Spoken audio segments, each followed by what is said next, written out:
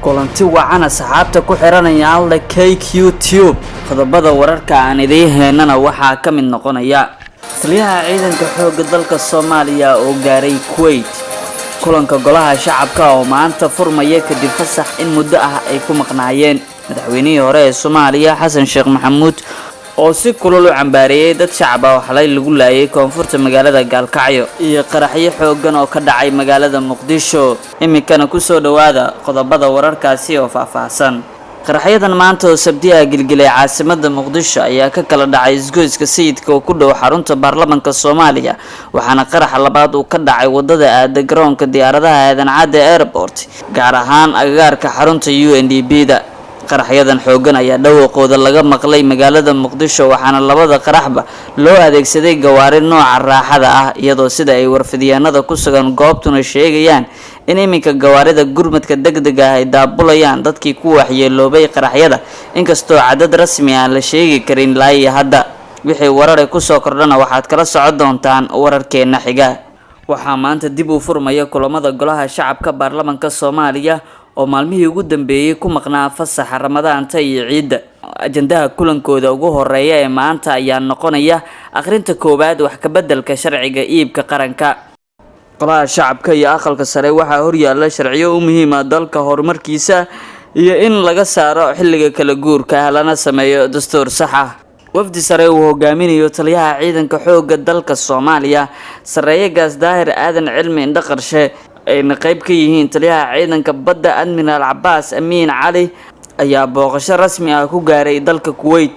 waxaa ku soo dhaweeyay garoonka diyaaradaha magaalada Kuwait City ee caasimadda dalkaasi madax sare oo ka tirsan wasaaradda difaaca Kuwait danjiraha Soomaaliya ee Kuwait Maxamed Cabdullaahi Odawaa iyo saraakiil kale oo ka tirsan safaaradda Jamhuuriyadda Federaalka Soomaaliya wafdigan sare ee wasaaradda difaaca Soomaaliya ayaa inta ay booqashada ku joogaan Kuwait waxa ay la kulmi doonaan madaxda wasaaradda difaaca Kuwait gaar ahaan taliyaha ciidanka xoogga Sareeyagas Maxamed Khalid Al-Qadar iyo saraakiil kale oo dhigooda ah iyadoo hadafka socdaalka uu la xiriiro xoojinta iskaashiga difaaca labada dal ee walaalaha ah dawladda Kuwait ayaa ku jirta dawladaha garab istaagay Soomaaliya intii ay burburka ku jirtay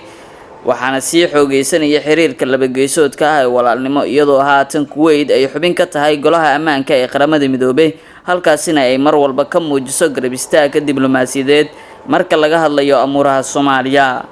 dhinaca kalena madaxweynihii hore ee Soomaaliya Xasan Sheekh Maxamuud ayaa si kulul u cambaariyay dad shacab ah oo xalay lagu laayay magaalada Gaalkacyo qaybta Galmudug kadib markii koox deegaanka ay ku eedeeyeen inay dileen sargaal ka tirsan ciidanka xoogga Galmudug Xasan Sheekh Maxamuud ayaa laamaha amniga ee Galmudug ugu baaqay inay si degdeg ah baaritaano arrintan ugu sameeyaan isla markaana cadaaladda la horkeeno ciddii ka dambeysay dilka dowladda federaalka Soomaaliya ayaa sidoo kale iyana cambaareysay dadkii xalay lagu laayay magaalada Gaalkacyo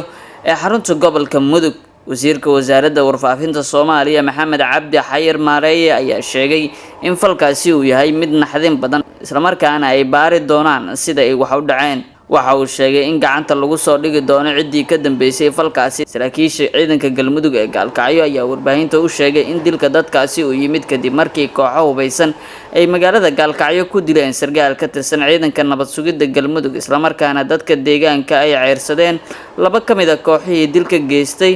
kadibna gurigii ay galeen laga soo saaray 10 ruux iyana ay dileen 9 ka mid ah